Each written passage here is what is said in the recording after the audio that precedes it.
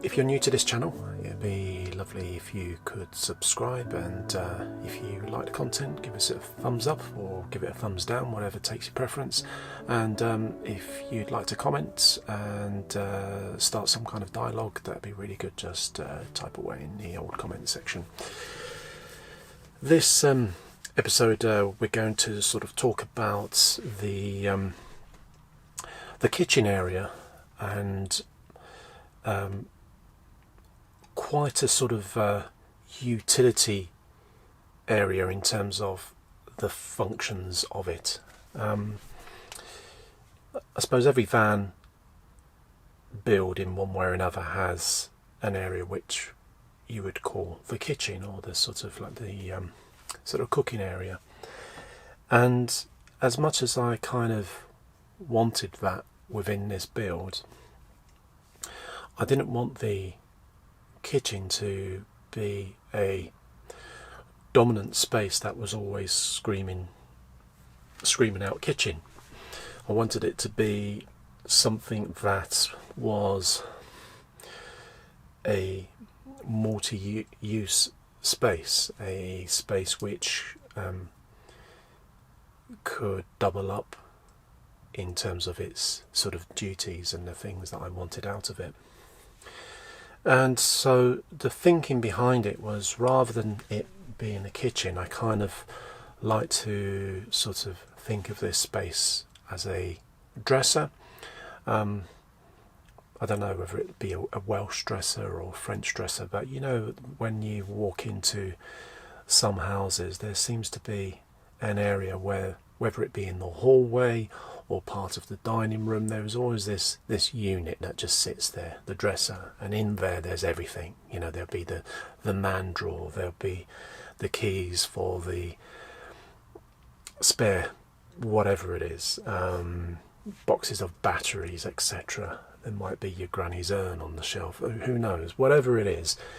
The dresser becomes kind of a all-purpose, grab whatever you want that's handy, and it just has this sort of I don't know, it's very hard to describe, but that was kind of the look that I wanted to go with the kitchen area. I wanted it to be a piece of furniture that didn't scream out kitchen all the time.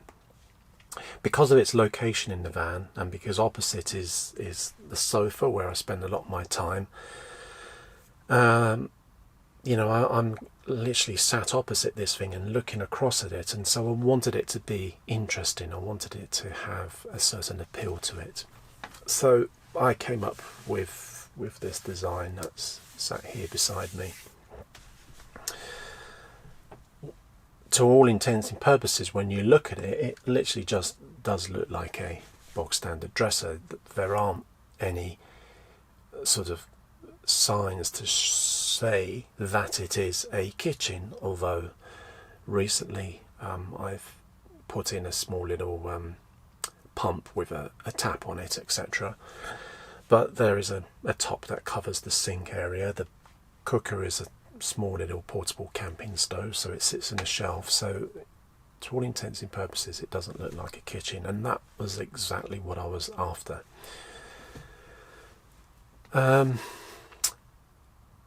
It started out originally, as with everything in the van, bearing in mind that when I moved in I was camping in the van, that the area across from where my sofa is now, when I moved in, I had an airbed that sat on the floor there.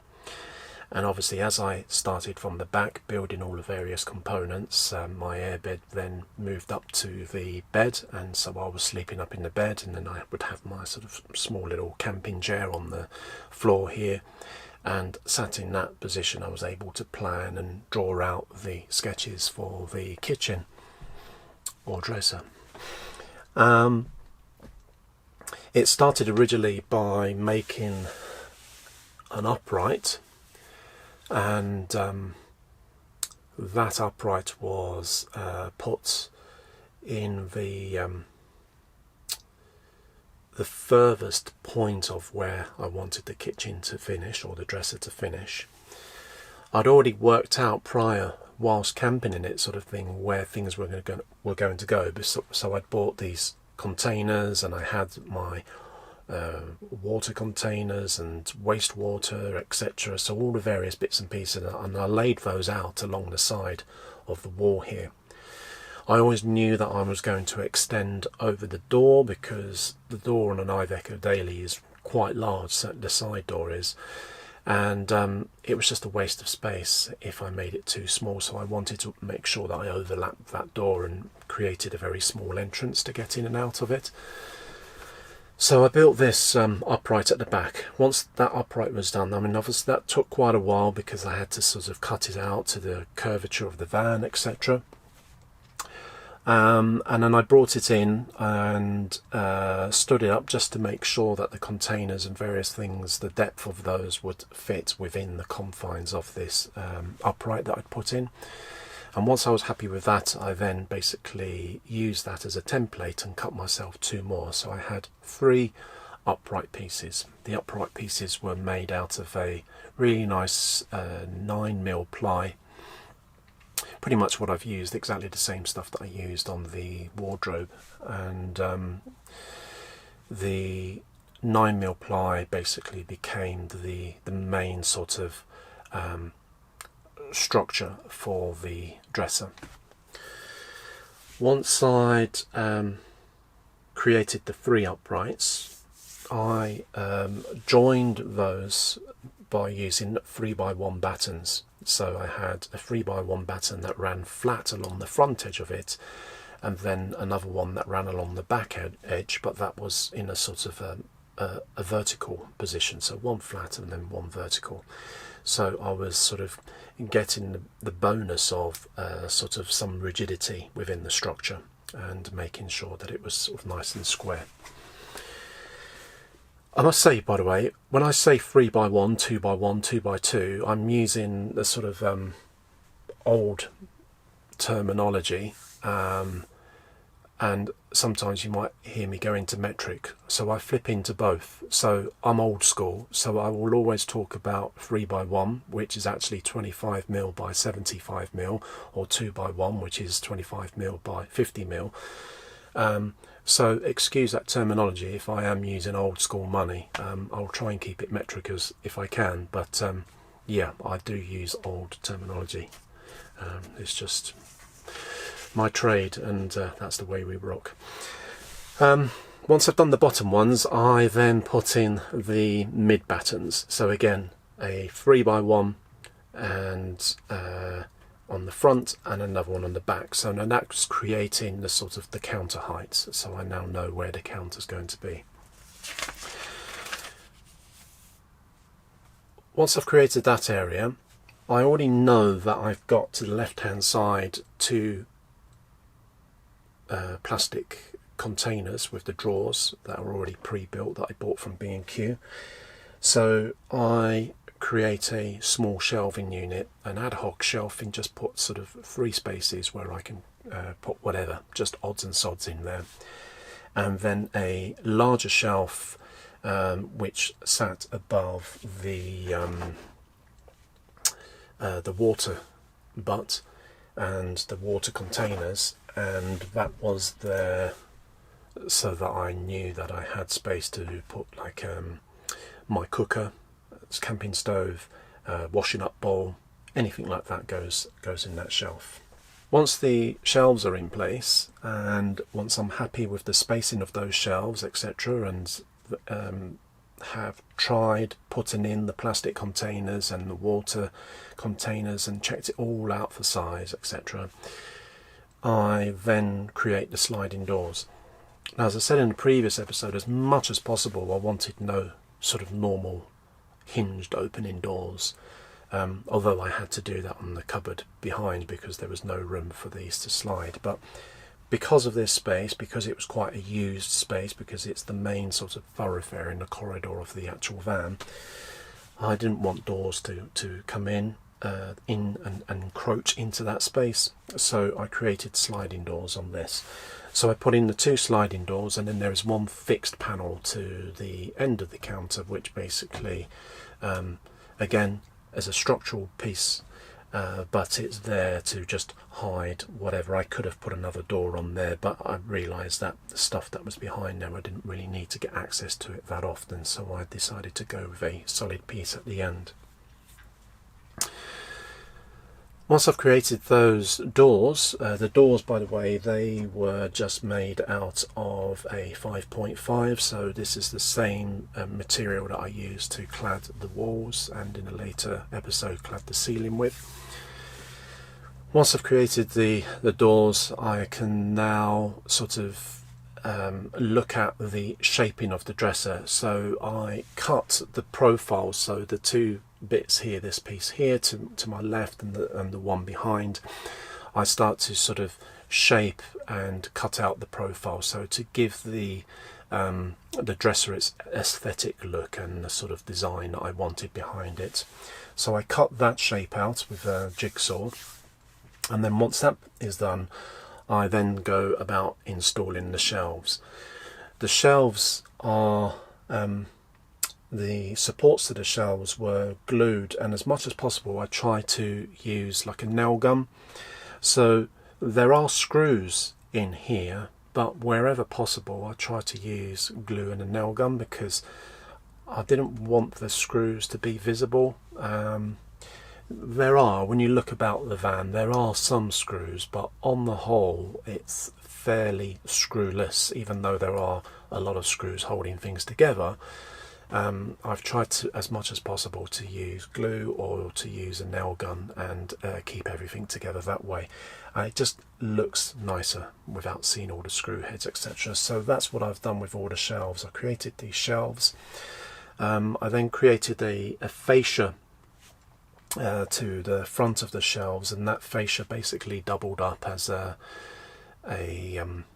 device which stopped things falling off the shelf. So there was something there to catch anything from falling off. I then give it a good sand. I did this with every bit of furniture in here, so everything is sanded down. I've sanded down any corners, any rough edges, and made it as tactile as possible. So now, actually going over this, there's areas now where I feel that it could probably do with coming out and having a resand and a revarnish. But every part of this van, wherever possible, I sanded all the edges, so there's no sort of sharp bits or corners to catch yourself on or everything. So everything in here is quite tactile, which is really nice. Once I've done the sanding, I then offer the counter to the van for the first time. So believe it or not, this counter I could actually lift by myself. It's quite heavy, but enough that, you know, not too heavy that I couldn't lift it myself. And so the counter, basically the whole dresser came in through the side door of the van, and I was able to sort of slide it in and then push it up against the wall to make sure that it fitted correctly and where I needed it to be. And once that's up against the wall, the unit is then screwed in places. I think I've got some L brackets, the same sort of L brackets that I would have used on putting the shelves in this. There are some L brackets in there and some pin hinges, etc., to secure it to the wall of the van. The countertop is a piece of pine board. It's 18mm in thickness, and I went with something deliberately lighter because I wanted that contrast between the darker woods and the top. Looking at it now, having lived in it for the time that I have, the lighter stuff does sort of, it does wear down, and it does pick up all the marks, etc., etc., and it has this sort of very lived-in look and looks dirty in places, etc. But I kind of like that. I like that sort of rustic look to it. So I think I'm still relatively happy that I went with the lighter top rather than a darker one. Also, because of the nature of the timber and where it was sort of looking a lot darker, I wanted to try and implement some kind of lightness into this as well. So that's why I went with this pine board top. But the top is cut out. Now, I wanted it to sort of sit quite flush and sit amongst the uprights of the dresser section. So what I did was I routed out and then jigsawed a groove, and so that sort of sits really snug against the two uprights, and it's quite a nice feature actually, because it just sort of looks, I don't know, it kind of looks like it's all sort of part of that sort of upright going up and everything. The upright just sort of like rises out of it, and it looks quite nice, even if I do say so myself. So I offer that in first of all, just to check that the cuts and the grooves are correct and everything works. I did actually underneath put some 3x1 battens in, just to give it an extra bit of support, so there's no bounce in this. It's sort of pretty stable. I mean, I can put pretty much all my weight on top of there, no problem whatsoever. Then once I've done that, I then address looking at the various hatches and stuff. So I made a mistake when I put the sliding doors onto my the front of the dresser, because there's a plastic runner where the piece of timber just sort of slides in. What happened was that once I put that plastic runner in, it meant that I couldn't access the top two drawers on the drawer units on the left hand side. So without wanting to lose the space of those two drawers, I came up with this idea of basically putting in a hatch which can lift from the counter, and I was then able to look at the potential of putting out a slidey unit. So in the kitchen there's a drawer which pulls out, which gives me an extension to the surface area. I can either use it as a chopping board, but predominantly most of the time I use it as a place to lean myself and my mouse mats and mouse when I'm doing editing or doing anything on the laptop.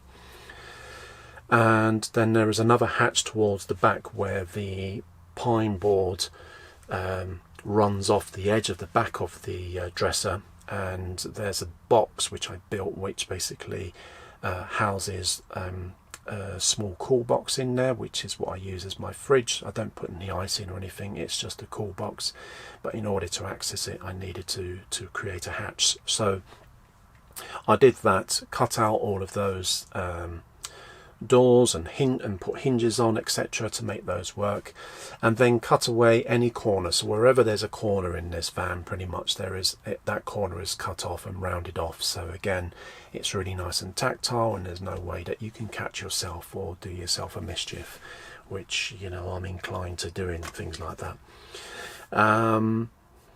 Once that's done, I then put the counter on. The counter, I think, if I remember right, I think it's just screwed in a couple of places. The counter sits really snug on top of this, so I was really happy with the counter, and it really is a really lovely finishing touch to this. Once that's done, I then look at putting two more sliding doors. So at what I call the kitchen end of it, there's two slidey doors which are intended, the original intention was to always put a window in the side sliding door. So the point of putting the sliding doors in the actual kitchen area was that I could sort of slide that open, potentially slide the window open and let sort of smells, etc., steam, whatever, come out from the cooking process. But here we are over 2 years down the line and there's still no window. So I suppose really its only function is for me to pull up somewhere and sell ice creams out of it, I guess. But that was the intention behind that. So it kind of is a portable, sort of movable splashback. Gets covered a lot in all the sort of oil and spitting, etc., from cooking. But nonetheless it's there, and it works okay. It does give me the mileage if I were to change this end. I don't need to do a huge amount of rejigging, because it is literally just two slidey panels which can come out, and I could alter this end if I wanted to at a later date. And then there is a door at the bottom. Again, that's all accessible from the outside, so I wanted the area where the water containers were and the wastewater, etc., not having to pull those things out of the inside of the van, and I can just slide the side door, the cargo door, open, and I can open that door and access those water containers and change them, etc., and empty them. So that's kind of like quite a nice feature, to be able to have that dual sort of access to the kitchen end of the dresser. There is, at this stage, that was where I basically finished. Now there are additions that I've made to this, so I do actually have a sink in here which sits underneath a board which covers that in transit, and I then installed a table which slides out in a drawer unit and then hinges down and then clips in with a pin hinge on the front surface. And then there were little finishing touches, a little shelf on my clock, the fascia with the sort of circle embellishments that I've put in there. I'll explain in another video where the inspiration behind all the circles in the van came from. But yeah, there is actually a reason why these circles are in here. And that, I think, kind of wraps it up for the kitchen stroke dresser. It's something that I'm really, really happy with. It's a piece that I see every single moment of the day when I'm inside this van, so it was really important that I got it to look as nice as I could make it and give it that sort of feature where it does many things, it accomplishes many things. You know, it's an area where I sit and do work from and do my editing from. I have added, this was actually from the first lockdown back in March, there is actually a monitor arm on there where I was able to mount another monitor, so during lockdown, I'll see if I can add that in. There is footage of both my laptops and a monitor which I used for watching telly, etc. So there are many aspects of things that I've added to this. There is lighting on here as well, and I have my internet all connected up into a little router up in the back corner up here. So there are many little things which I can add to this and everything. It's a very, very practical piece of furniture that, yeah, as I said, I'm really, really happy with this piece. So if you want one, give us a shout and I'll build you one.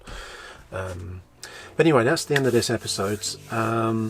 The next one, hopefully, won't be as long as this. It should be a quite short one because it's just talking about the bookshelf behind me. But anyway, I hope you've enjoyed this episode, and I will see you in the next one. Cheers.